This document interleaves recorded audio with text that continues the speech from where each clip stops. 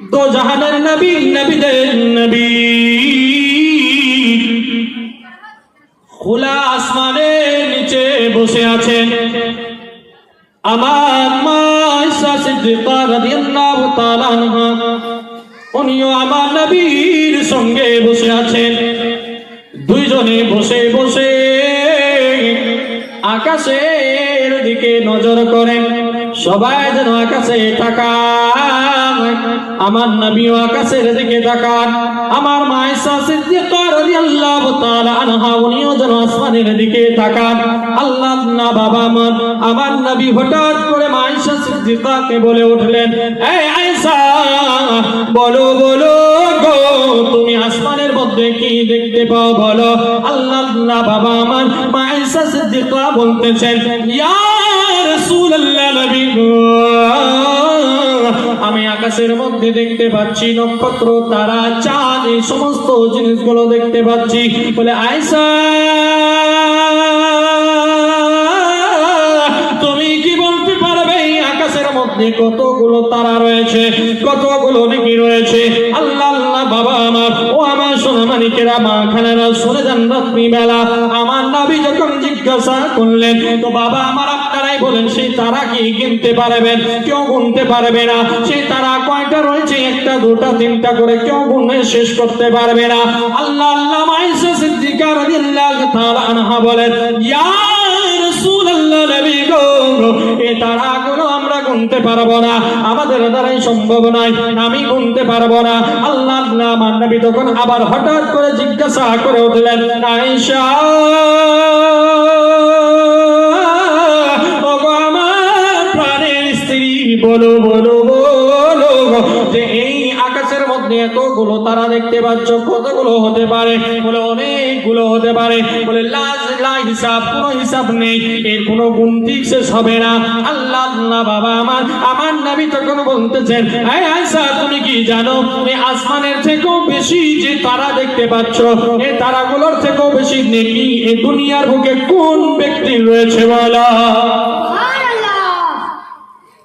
এমন কোন ব্যক্তি আছে যে আকাশের তারার থেকেও এতগুলো যে তারা দেখতে পায়, এই তারার থেকেও বেশি নেকি এমন একজন ব্যক্তি দুনিয়ার বুকে আছে, যার এর থেকেও বেশি নেকি তার নামায় আমলে জমা হয়ে গেছে।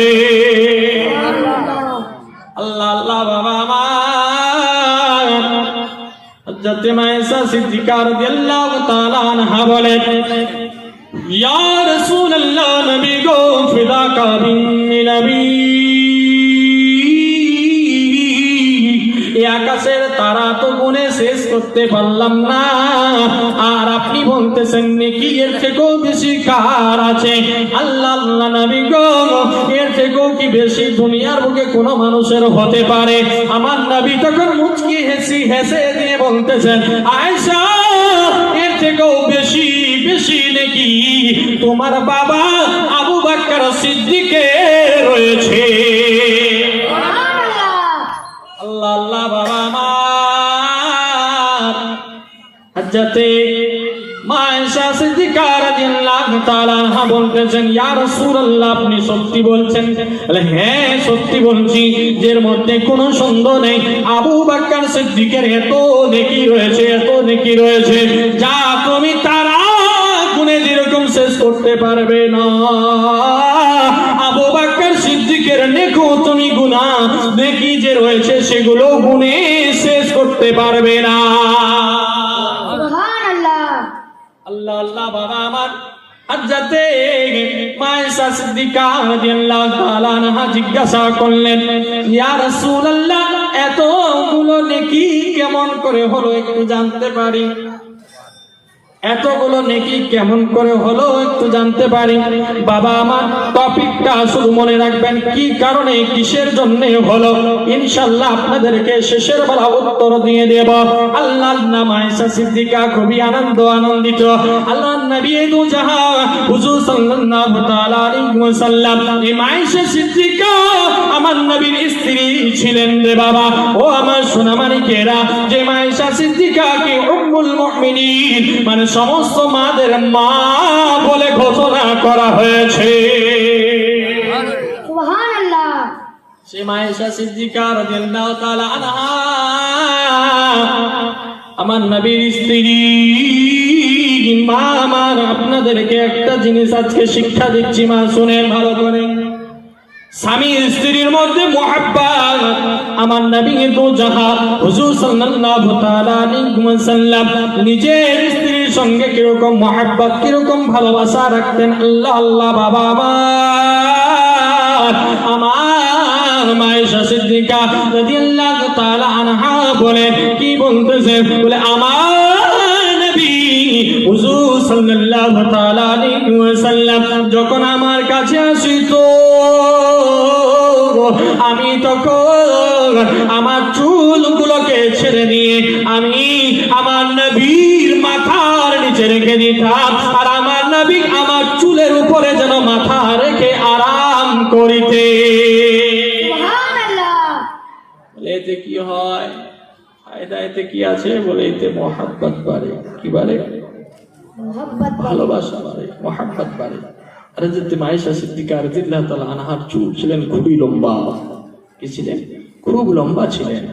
আল্লাহ আল্লাহ আমার নবী কিন্তু জাহান হুজুর সাল্লাল্লাহু তাআলা আলাইহি ওয়াসাল্লাম বালিশ ব্যবহার করতেন না, ওই চুলের উপরে মাথা রেখে আরাম করতেন আমার নবী সাল্লাল্লাহু তাআলা আলাইহি ওয়াসাল্লাম। তো আয়েশা সিদ্দিকা রাদিয়াল্লাহু তাআলা আনহা আরাম করছেন, আমার নবী কিন্তু জাহান হুজুর সাল্লাল্লাহু তাআলা আলাইহি ওয়াসাল্লাম এরকম ভাবে আরাম করতেন, আর ওটাকে দলিল করে দিলেন। দলিল কি করলেন? যে হে তোমরা সবাই শুনো, যদি এরকম মহাব্বত ভালোবাসা স্বামী স্ত্রীর মধ্যে থাকে, তাহলে তোমাদের মধ্যেও এরকম ভালোবাসা সব সময় লেগে থাকবে, আর তোমাদের স্বামী স্ত্রীর মধ্যে কোনোদিন কাজিয়া হবে না, ঝগড়া হবে না। সুবহানাল্লাহ। মহাব্বত ভালোবাসা এই জিনিসগুলো আমাদেরকে বুঝতে হবে মা, যে নিয়ম কি রয়েছে, কি নিয়ম আছে, সেই পদ্ধতিগুলো আমার নবী করিম সাল্লাল্লাহু তাআলা আলাইহি ওয়াসাল্লামের শানে আল্লাহ বললেন। দেখেন কি সুন্দর করে কোরআনের মধ্যে বলছেন, হাবিব তোমার বলা আমার বলা, আমার বলা তোমার বলা দুটোই সমান, তুমি বলে দাও। তো আমার নবীকে খুশ করতে হবে, আমার নবীর ইত্তেবা করতে হবে।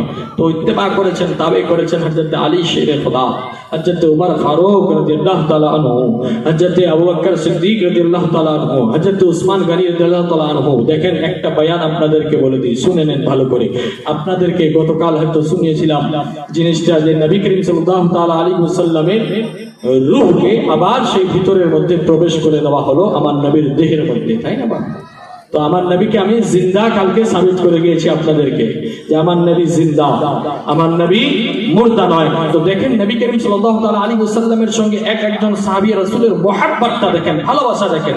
আমার নবী, আপনাদের নবী হুজুর সাল্লাল্লাহু তাআলা আলাইহি ওয়াসাল্লাম যেদিন মদিনা মুনাওয়ারার মধ্যে মসজিদের মধ্যে এলান করলেন যে তোমরা নামাজ কায়েম করো। নামাজ জিনিসটা মনে রাখবেন বাবা, কায়েম করা হচ্ছে আলাদা জিনিস, পড়া হচ্ছে আলাদা জিনিস।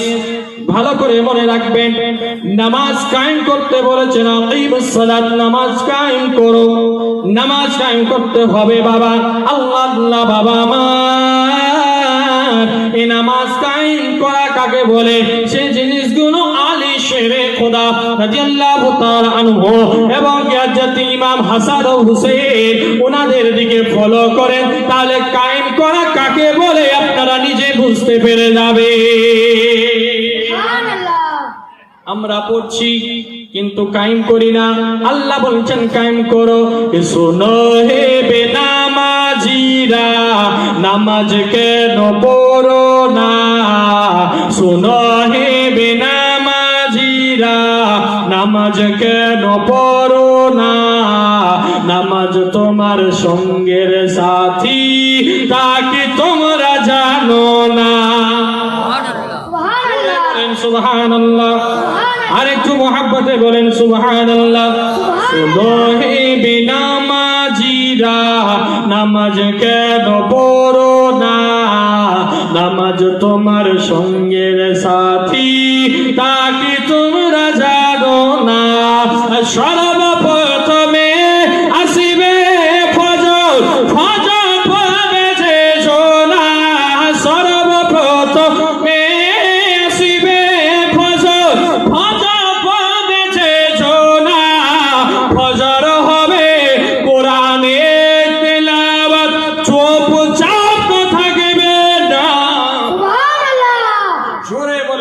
রাসূলুল্লাহ ইয়া রাসূলুল্লাহ সর্বপ্রথমে আসিবে ফজর, ফজর হবে যে ছোনা, ফজর হবে কোরআনে তিলাওয়াত, চুপচাপ থাকবে না, শুনো হে বেনামাজিরা, নামাজ কেন পড়ো না, নামাজ তোমার সঙ্গের সাথী, তাকে তোমরা জানো না।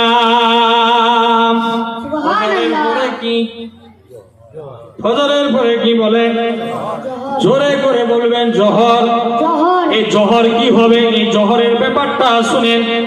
তারপর আসিবে জোহর, জোহর পড়বে যে জোনা, তারপর আসিবে জোহর, জোহর পড়বে যে জোনা, জোহর হবে মাথার ছাতা, সূর্যের তাপ লাগবে না। জোরে বলেন সুবহানাল্লাহ। শুনো হে বেনামাজিরা, নামাজ কেন পড়ো না, নামাজ তোমার সঙ্গের সাথী, তাকে তোমরা জানো না। বাবা মা আসরটা রাখলাম, মাগরিবটা রাখলাম, ইশাটা রাখলাম, এই 3 ওয়াক্ত শুধু বাকি রাখলাম। ইনশাআল্লাহ আপনাদেরকে শেষের দিকে বলবো আসর কি হবে, মাগরিব আমাদের কি হবে। ঈশার নামাজ যদি আমরা কায়েম করি, তাহলে নামাজ ঈশার আমাদের কি হবে ইনশাআল্লাহ সব বয়ান আপনাদেরকে করব।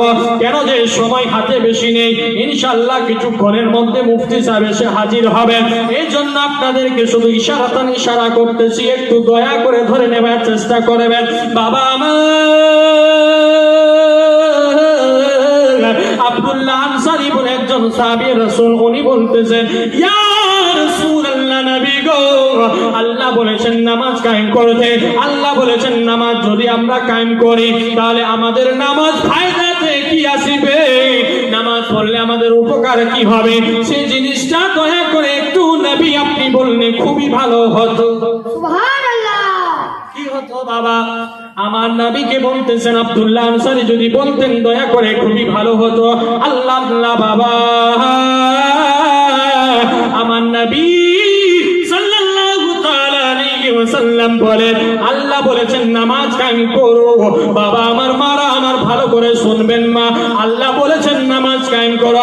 আল্লাহ বলেন এই নামাজ পড়লে তুমি জান্নাতে যাবে, আল্লাহ বলেন এই নামাজ জান্নাতের চাবি হবে। আমার নবী হুজুর সাল্লাল্লাহু তাআলা আলাইহি ওয়াসাল্লাম বলতেছেন, যে ব্যক্তি নামাজ কায়েম করবে, যে ব্যক্তি নামাজ পড়িবে, সেই ব্যক্তির নামাজ আমি নবী বলতেছি তার নামাজ as-salatu মিফতাহুল জান্নাহ, তার নামাজ জান্নাতের চাবি হয়ে যাবে। সুবহানাল্লাহ আমরা কয়জন 5 ওয়াক্ত নামাজ পড়ি? পড়ি নামাজ কয়জন পড়ি? কেউ পড়ি না বাবা। হয়তো জুম্মাতে গেলাম, নামাজ পড়ে আবার চলে আসলাম। কেউ হয়তো আবার জানাজার নামাজ পড়তে যায়, কেউ আবার ঈদের নামাজ পড়ে, কেউ আবার বাকরা ঈদের নামাজ পড়ে। কিন্তু জুম্মাও বহু লোক যায় না নামাজ পড়তে, তাই না? বহু লোক জুম্মাও পড়তে যায় না।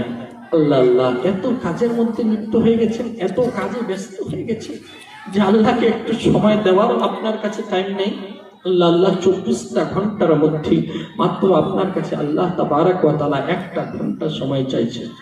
হিসাব করবেন আপনারা, হিসাব করে যোগ করবেন। ফজরে কয় মিনিট, জোহরে কয় মিনিট, আসরে কয় মিনিট, মাগরিবে কয় মিনিট, ঈশাতে কয় মিনিট, এগুলো জিনিস হিসাব করবেন। হিসাব করে দেখবেন 1টা ঘন্টা শুধু সময় আসবে যে আল্লাহ আমাদের কাছে চাইছেন। আল্লাহ বলছেন ওয়া খালাকতুল জিন্না ওয়াল ইনসা ইল্লা লিয়াবুদুন, হে আমার জিন আর ইনসান গণেরা, তোমাদেরকে আমি সৃষ্টি করতাম না, কি সৃষ্টি করতাম না, ইল্লা কিন্তু মগর যদি সৃষ্টি করেছি লিয়াবুদুন, শুধু আমার ইবাদতের জন্য সৃষ্টি করা। সুবহানাল্লাহ তার জন্য আল্লাহ তাবারক ওয়া তাআলার ইবাদতের জন্য। আব্দুল্লাহ আনসারী বলছেন ইয়া রাসূলুল্লাহ, নামাজ পড়লে নামাজ জান্নাতের চাবি হবে? বলে হ্যাঁ, নামাজ যদি পড়ো নামাজ জান্নাতের চাবি হবে। জোরে বলেন সুবহানাল্লাহ। সুবহানাল্লাহ আমার নবী দো জাহান হুজুর সাল্লাল্লাহু তাআলা আলাইহি ওয়াসাল্লামের এই এলান শুনে আল্লাহ আল্লাহ বাবা মা এলানটা যখন শুনলেন, শোনার পর আব্দুল্লাহ আনসারী চলে গেলেন কোথায়? বাড়ির মধ্যে। কোথায়? বাড়িতে গেলেন। বাড়িতে যাওয়ার পরে তার স্ত্রীকে বলতেছেন, স্ত্রী গো, আমার নবী তো জাহান হুজুর সাল্লাল্লাহু তাআলা আলাইহি ওয়াসাল্লাম বলেছেন, যদি আমরা নামাজ কায়েম করি তাহলে আমাদের নামাজ জান্নাতের চাবি হবে। জোরে বলেন সুবহানাল্লাহ। তো স্ত্রী, তুমি কি আজ থেকে নামাজ কায়েম করবে?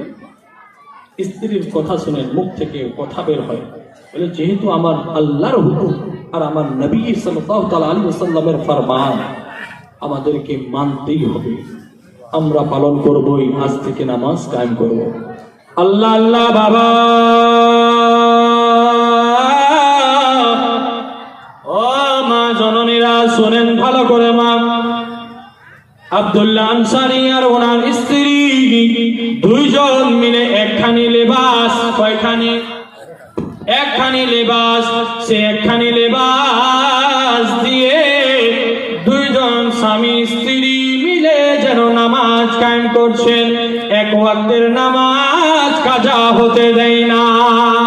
সুবহানাল্লাহ। এক ওয়াক্তেরও নামাজ কাজা হতে দেয় নাই। আল্লাহ আল্লাহ বাবা, একদিন, দুই দিন, তিন দিন করে এরকম যখন হলো রে বাবা, হওয়ার পরে একদিন হঠাৎ করে সাহাবাদের মধ্যে আলোচনা হতে লাগলো। আলোচনা কি হচ্ছে?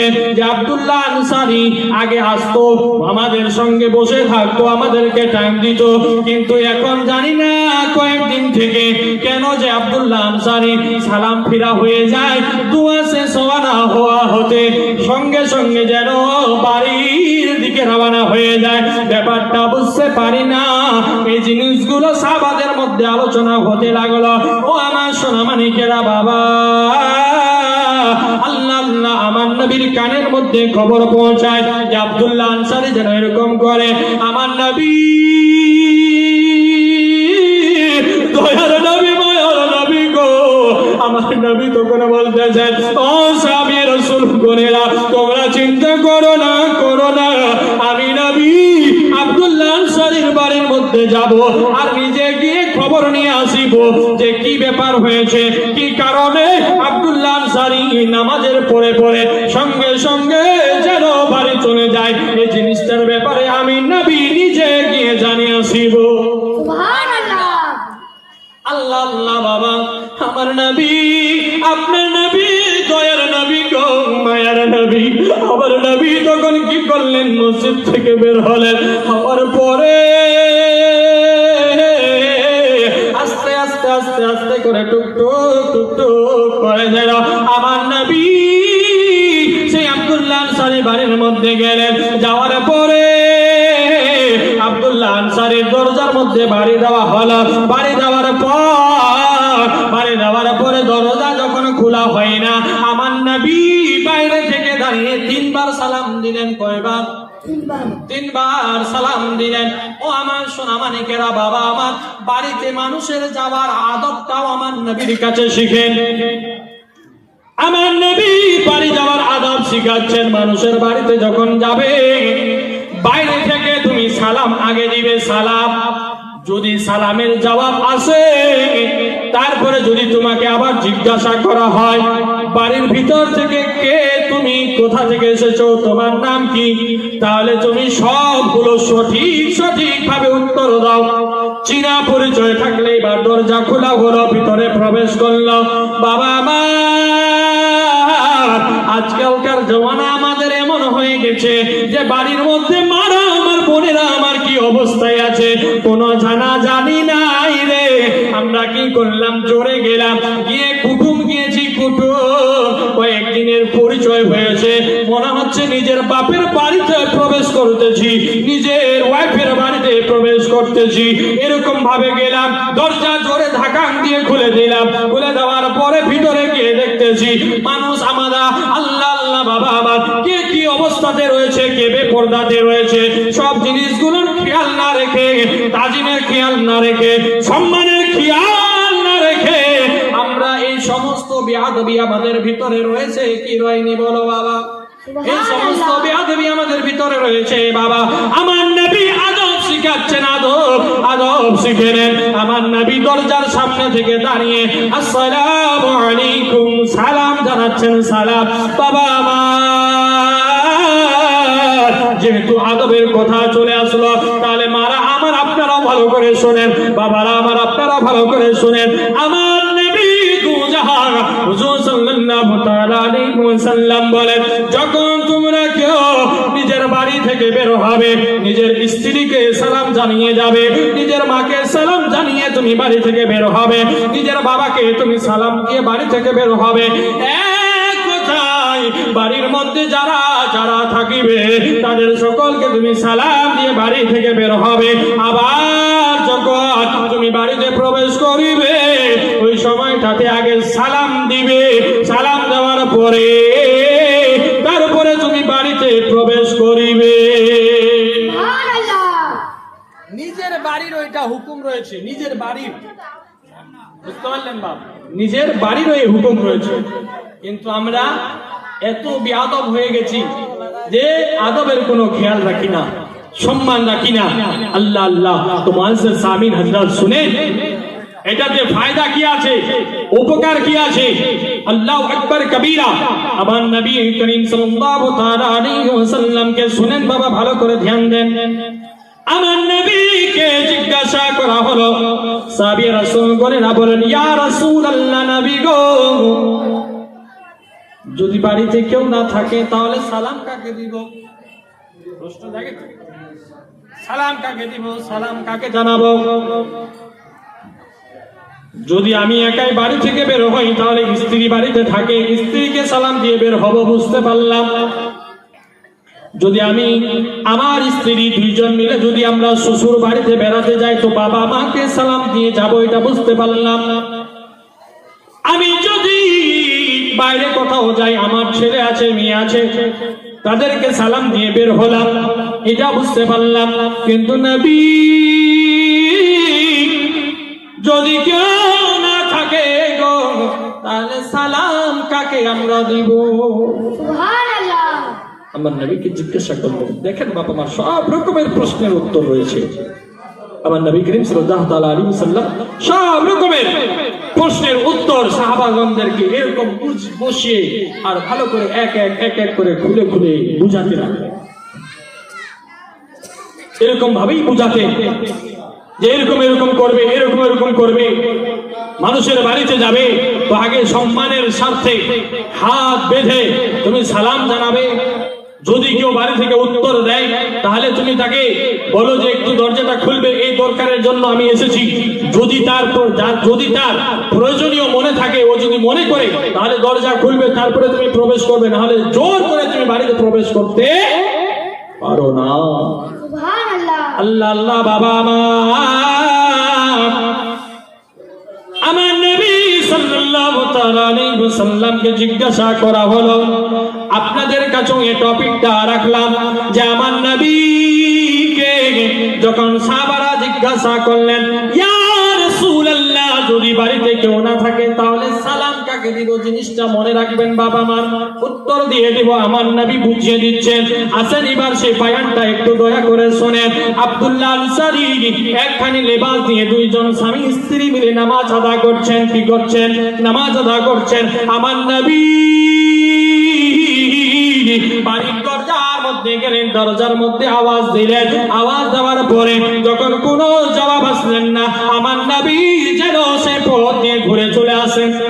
সে পথ দিয়ে আবার মদিনা মুনাওয়ারা মসজিদে নববীর দিকে রওনা হলেন। আল্লাহ আল্লাহ বাবা আমার নবী যখন বের হয়ে যখন অনেক দূরে চলে গেলেন, আব্দুল্লাহ আনসারীর বিবি বলেন, ওগো আমার স্বামী, ওগো আমার মাথার তো যাও যাও, তাড়াতাড়ি করে যাও। আমাদের দরজার মধ্যে আমার নবী, দো জাহানের নবী হুজুর সাল্লাল্লাহু তাআলা আলাইহি ওয়াসাল্লাম এসেছিলেন আর আমাদেরকে সালাম জানিয়েছে। আমরা সালামের জবাব দিতে পারি না।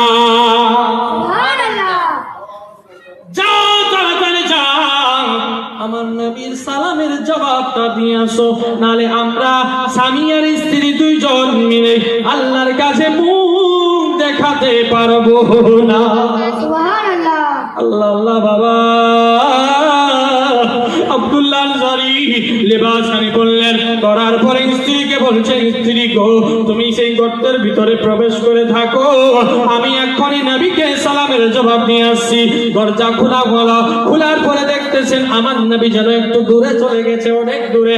আমার নবীকে হাত মারবে, ডাকবে, তো আবার আব্দুল্লাহ আনসারী মনে মনে ভাবতেছেন যে এখন যদি আমি নবীকে ডাকি তাহলে বেয়াদবি করা হবে, সম্মান দেওয়া হবে না, তাহলে কি করা যায়? বলে আমি একটু দৌড়াতে আরম্ভ করি, একটু দৌড়াতে দৌড়াতে যাব। আমার নবী তো হাঁটতে হাঁটতে যাচ্ছেন, আমি যখন দৌড়াতে লাগিব আমার নবীর কাছাকাছি চলে যাব। আল্লাহ আল্লাহ বাবা, আমার নিয়তটা দেখেন, মহাব্বতটা দেখেন, ইত্তেবা দেখেন, ভালোবাসা দেখেন কাকে বলা হয় বাবা আমার। আমার নবী সাল্লাল্লাহু তাআলা আলাইহি ওয়াসাল্লামের কাছাকাছি আব্দুল্লাহ আনসারী গিয়ে যখন পৌঁছালেন, পৌঁছাবার পরে আমার নবী দাঁড়িয়ে গেলেন। দাঁড়িয়ে যাওয়ার পরে পিছনে ঘুরে দেখতেছেন আব্দুল্লাহ আনসারী যেন দৌড়াতে দৌড়াতে আমার নবীর কাছে আসে রে বাবা। সুবহানাল্লাহ। আমার নবী বলতেছেন এই আব্দুল্লাহ আনসারী বলো বলো তুমি এত দৌড়াতে দৌড়াতে কেন আসতেছো বলো। আল্লাহ আল্লাহ বাবা আমার, ও আমার সোনামানিকেরা বাবা, আমার আব্দুল্লাহ আনসারী কোনো কথা বলে না।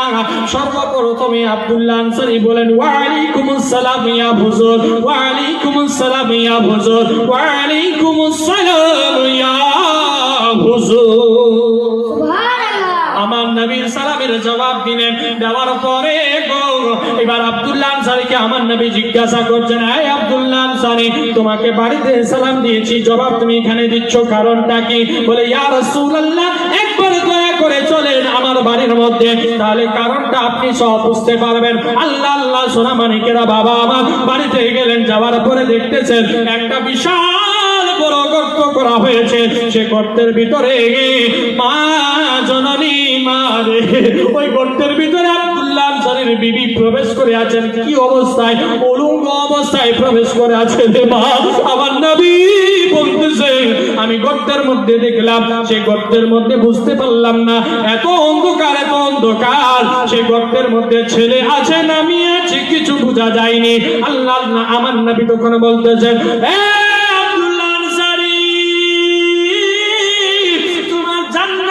চাবি তুমি হাসিল করে নিয়েছো।